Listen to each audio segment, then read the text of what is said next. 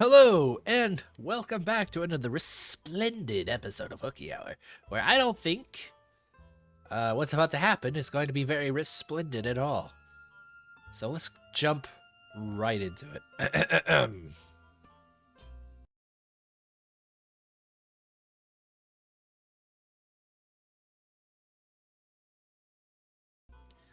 Come over here, Gazelle. Not that voice. Probably more like, come over here, Gazelle. Okay, may I ask why you asked me here so late at night, Master? Oh, I just wanted to have a little chat. Care for some wine? Come closer, and I'll pour you a glass. I don't know, I feel like it's starting to sound like, well, I mean, it's father and son, so. I had this wine imported from up north. They use very hard water, and like it rather tart, so it leaves quite the lasting impression on your tongue. And yet it goes down so easily you can't seem to stop. What do you say? Or what do you say? Have a sip. Or does your expertise as a trader allow you to evaluate a wine's quality without tasting it? No, but please, Gazelle, don't trample all over my good graces. Very well then. I will have a sip, Master, but no more. Glug, glug, glug, glug. Have you ever considered growing out your hair? Having long hair made it difficult to do my job. You're not a merchant anymore, though. You deserve to look like the woman you truly are. I have no doubt longer hair would accentuate your natural beauty. It's a gorgeous shade of black, so deep a man could get lost in it for years. I'm with you, Gazelle. That's just kind of awkward. It would contrast the color of your skin fabulously. Highlight your eyes, your cheekbones, your nape, your shoulders, and your chest. I should get going. Oh, but we're not done talking yet. I would not want a lack of sleep to interfere with my ability to work tomorrow. Thank you very much for the wine, it was delicio. No need to be so cold-hearted now. The moment I first laid eyes on you. Master? That's enough fooling around for one night.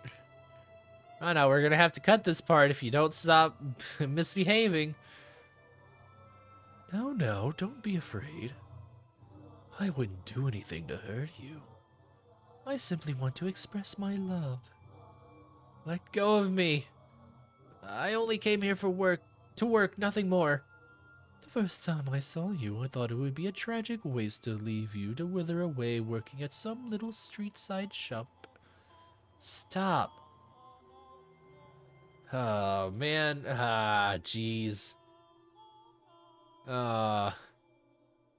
It sounds like the Gregorian chants coming through like a blown out speaker.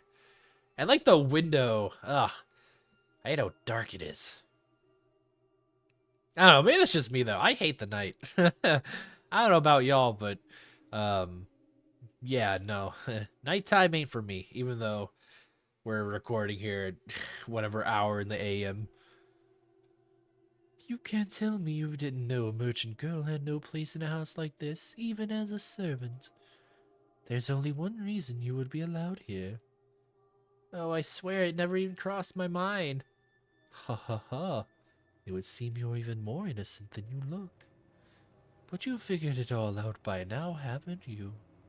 No, let go of me. Stop this. Keep your voice down. Eek. Do not shout, Gazelle.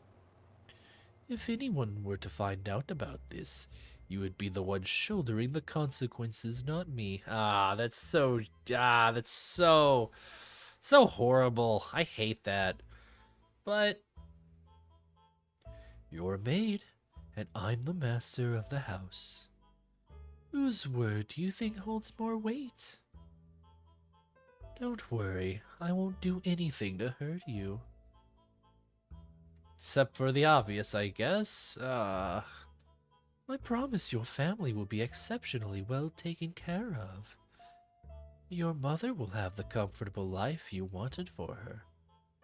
But you know what will happen if you raise a fuss and make a fool of yourself. Not only will your family not get any of our money, and not only will your sister not get to marry, you'll all spend the rest of your lives on the streets. How could you be so cruel? This is blackmail. Blackmail? For a merchant's daughter, you don't know much about trade, do you? Then let me give you a little lesson about market value. Just launches into like a full-blown economy marketing just spiel. The goods you're after, Gazelle, are not cheap. Understand? I'm not gonna read that part out loud.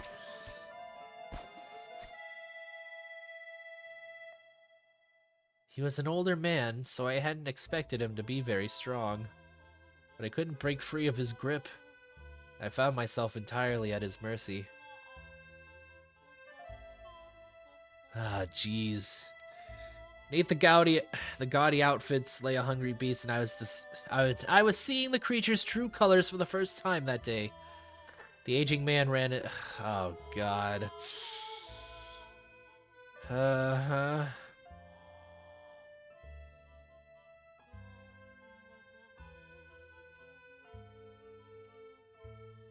Rotted, decayed, rankled. I trembled in revulsion, at which the man laughed, seemingly interpreting it as something else. I wondered what kind of place hell was. If hell's wardens only flayed and carved their prisoners, I would have preferred that instead. I would have rather been sliced into tiny little chunks and cast into the hellfire. I would have chosen eternal torment over being touched by this man another second. But I didn't get to choose my hell. Eventually, the man forced open the gates I had been holding fast. Oh, God. Okay. Listen to me, Gazelle. It is in both of our interests to keep this between the two of us. If you can do that, I'll continue to do good by you and your family. Oh, don't look at me like that, please. I'm thrilled to have you here in this house, Gazelle. She has long since lost her mind, after all. It's torture just being in the same room. And my sons, they hardly ever come home. But you, Gazelle, you give color to my dual life. You make it exciting once again. Now go on back to your room. I'll be waiting here at the same time next week. I couldn't escape from that man's grasp. Not when he used my family against me. God, this guy is just sick, man. Some weeks I would just not go to his chambers, my one feeble means of resistance. But when I did that, he would send another Abigail to come find me the next day. I couldn't ignore his summons when he got other people involved. And then, when the two of us were alone, the mask would come off, and he would discipline me for not showing up before taking care of his usual business. On good days, he would leave bruises in inconspicuous places, my abdomen, my inner thighs. But he went as far as carving a word into my skin with a knife. Jesus. Harlot. That was why I was afraid of knives. That was why I was afraid of men shouting. I wasn't even sure what to regret anymore. I was in far too deep. There was no turning back the clock. I even considered taking my own life on more than one occasion. But every time the thought crossed my mind, happy memories came with it. Back when it was just the three of us girls in the shop. Life may not have been easy, but it was never dull either. I didn't want to end my life at its absolute lowest point. I wanted, if just temporarily, to go back to the way things were back then. That objective was the only thing that allowed me to keep going. When I was in his presence, I tried to convince myself I was merely an object. I had no emotion, so he couldn't hurt me. I was merely a vessel, a construct of flesh and bones. His hands couldn't reach my heart, for it was not connected to my body. Doing that made it a little easier to bear. But the reality was, it was impossible to completely sever my heart from my body. You're Gazelle, aren't you? One day, the mistress of the estate stopped me in the halls. She had, supposedly, once been quite beautiful, but now she was only haggard and bony. Her skin dry, her eyes sunken, her hair faded and stripped of its luster, her head down, her cracked lips barely moving as she spoke. Age didn't appear to be the only thing working its merciless magic on her either. There seemed to be something eating away at her from the inside too, something that could burst at the lightest touch. Yes, I am Gazelle. Is there something I can do for you? The mistress rarely ever left her chambers. I had been told it had been I had been told it had been years since she attended family supper. So what would bring her to come looking for someone like me? You. What? I wasn't sure I wanted to know the answer. You're having relations with my husband, aren't you? You are, aren't you? Adam. You wretched creature! She was telling me the truth! One of my trusty maids caught a glimpse of you through a crack in the door. She saw you with him, you filthy rat.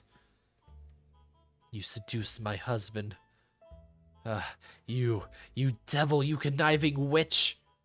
You don't get it, do you? You don't realize how grievous your sin is, do you? Someone, anyone, restrain this girl. She's a demon, a devil. Tie her up and hand her over to the clergy. No, that won't be enough. A witch. You have to burn her bones, scatter the ashes, or she'll come back to life. Yes, execute her. Kill this woman. Burn the witch. Seize the piece she's stolen from me. Cursed. It's cursed. This house is cursed.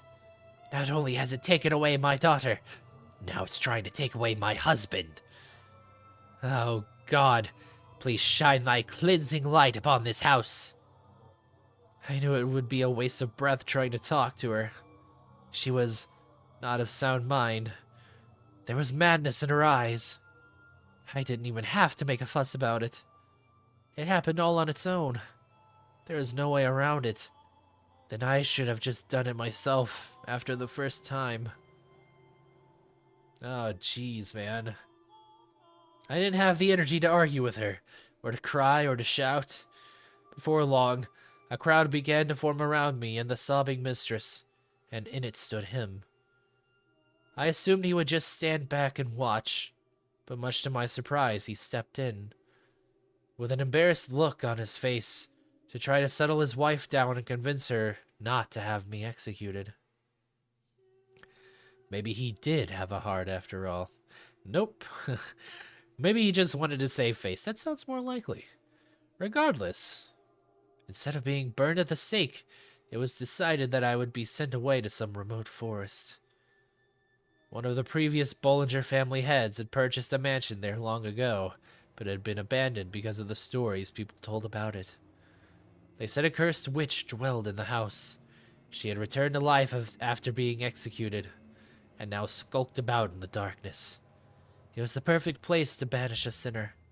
And so, accused of adultery, I was in a carriage on my way out of the capital the next day. Alright. Wait, are we going into another flashback? Alright, well, nonetheless, Yeah, I think I'm gonna be adding a trigger warning for this episode. Um, yeah, heavy stuff. I'm not gonna get too much into it, but this is all very, very sad. And, yeah, it's I'm sure it's painful, so we're definitely putting that trigger warning up for whoever might need it. So, as always, thank you all for watching. I will see you in the next episode. Hopefully, not as bad, but you never know. So, until next time, I will see you. Bye.